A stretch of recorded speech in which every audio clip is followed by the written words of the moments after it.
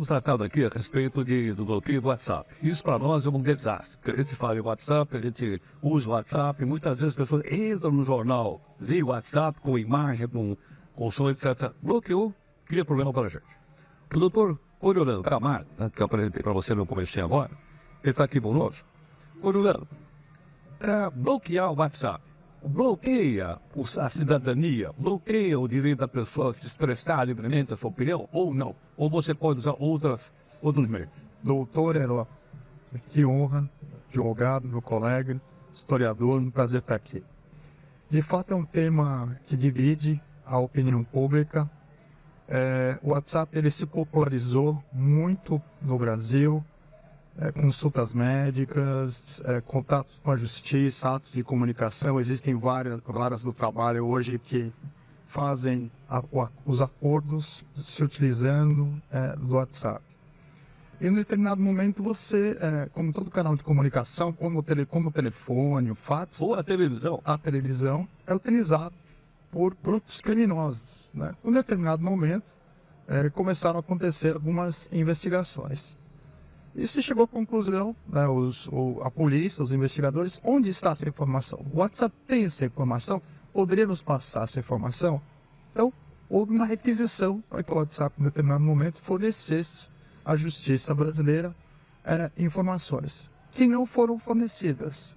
E, nesse momento, se gerou uma insatisfação muito grande de algumas vozes, de alguns juízes do Poder Judiciário, que decretaram o bloqueio. Perfeito.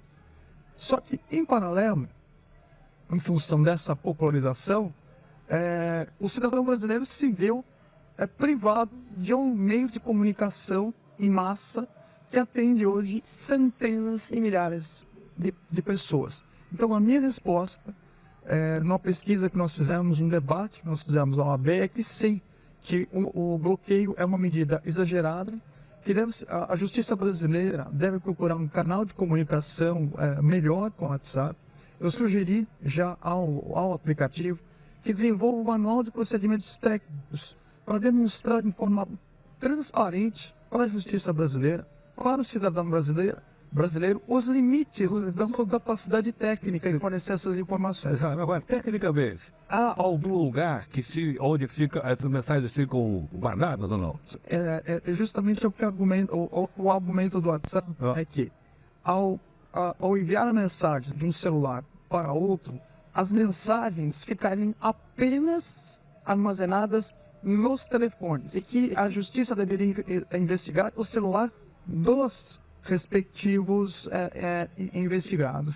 Então o WhatsApp ele argumenta que há uma deficiência em sua capacidade técnica em fornecer essas informações. Mas o que gera na comunidade de TI, de tecnologia da informação, uma dúvida muito grande, porque alguns especialistas dizem que o WhatsApp tem essas informações e tem o dever, a missão constitucional, cívica de entregar essas informações às autoridades brasileiras na hipótese de informações, e outras vozes da comunidade de tecnologia da informação dizem que não, que eles não têm capacidade técnica, porque eles não ficam com essas informações.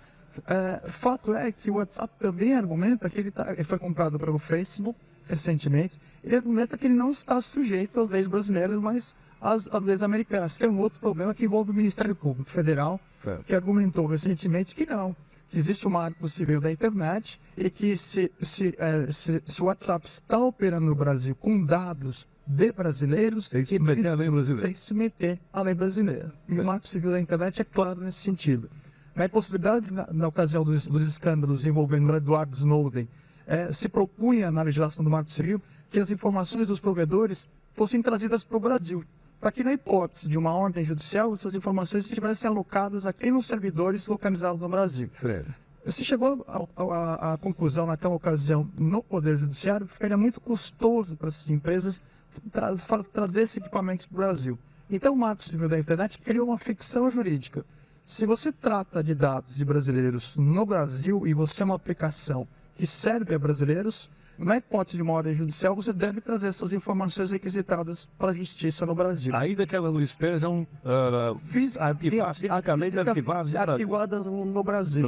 Ainda que elas estafeguem na nuvem ou que estejam alocadas em servidores fora de território brasileiro. Quantas vezes já foi acontecer? 2 ou 3 vezes, né, Fernando? 2 vezes. 2 vezes Foram decretadas duas vezes.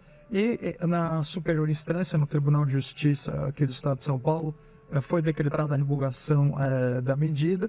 E o ministro Lewandowski recentemente também argumentou na sua decisão que esse bloqueio fere o direito de comunicação, a liberdade de expressão.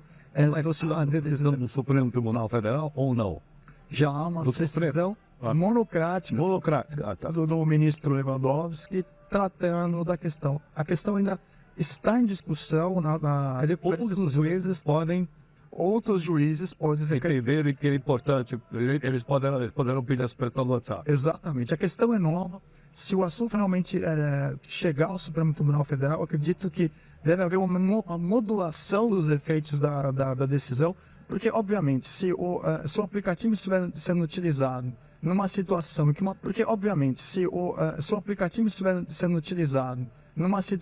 uma pessoa corre um risco de vida eminente e o juiz está acompanhando em tempo real, que realmente, se toda a aplicação não for suspensa, vamos supor uma hipótese, que um grupo terrorista esteja atuando naquele momento se utilizando do WhatsApp, ele pode, sem dúvida nenhuma, num caso extremo, vir a ser bloqueado. Agora deixa eu perguntar o seguinte, no caso, outros países também agem da mesma forma? Não. Eles bloquearam?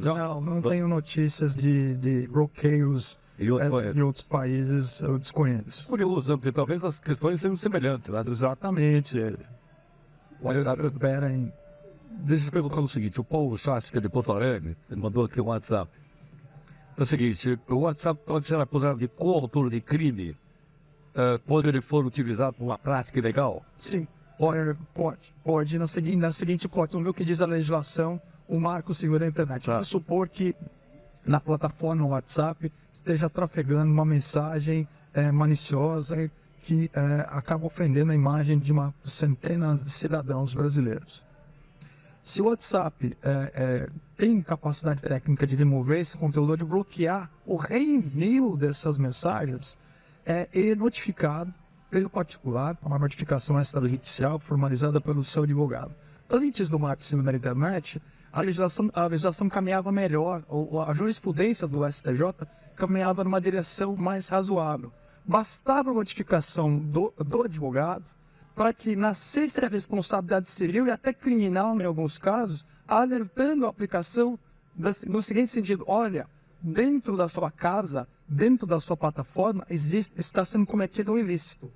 Pare com o ilícito agora.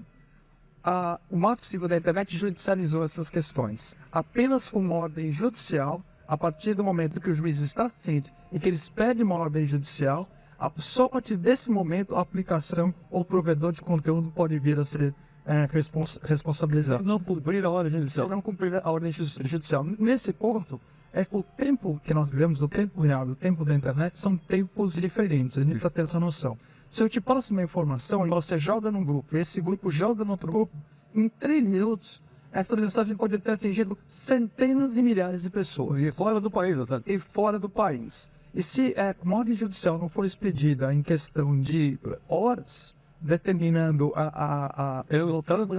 Exatamente. Então, é muito mais fácil o advogado notificar e repassar essa responsabilidade civil e até criminal para o aplicativo, para o provedor de conteúdo. Tá certo. Vamos continuar nossa conversa com isso aqui, doutor Coreia. Certo. Aí, inclusive,